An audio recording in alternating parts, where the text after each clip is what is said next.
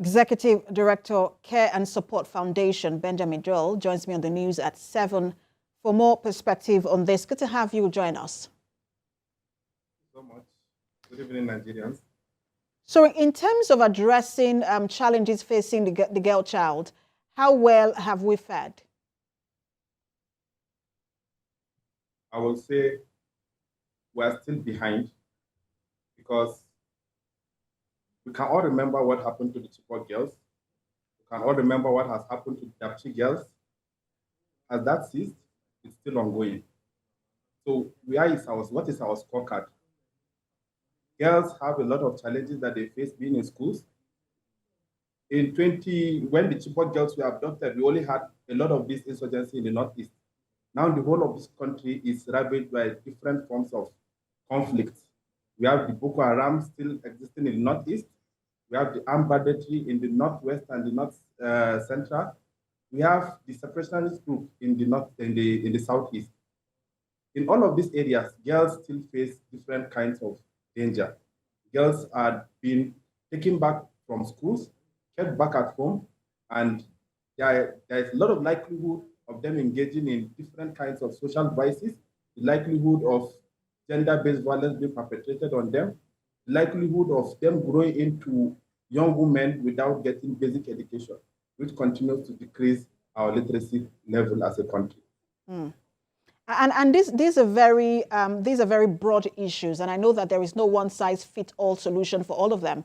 But talk to us about if we were to address them and to create an equitable society for girls, you know, and all boys and girls in general. Where should we start? What should we start addressing? We need to plan.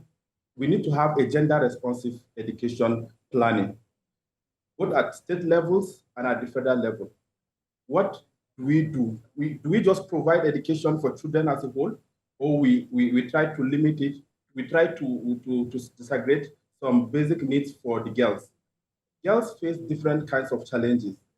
For the boys, when we leave it open, boys are able to get into schools. But for the girls, when schools do not have schools do not have appropriate wash facilities for these girls to be able to take care of themselves due to the menstrual hygiene that they face, they get out of schools. As a result of safety, when these girls go to school, on their way to school, in schools, are they safe in the classes? All of these contribute to keeping them out of schools. So at a national level, at state levels, we need to look at all of those challenges that girls face and have a gender-responsive plan. Not just a gender-responsive plan, but our budgeting should also be gender-responsive, such that when we are providing budgetary allocations to education, we don't just provide that budget education as a whole, but we should also understand that education has both boys and girls. What are the challenges that girls face? We should provide budgetary allocation to be able to. All right. So it is very important. All of this you've talked about. I pick one thing, which is education. You know, gender-responsive education, which is very, very important. Thank you so much for talking to us. Executive Director, Care and Support Foundation, Benjamin Joel.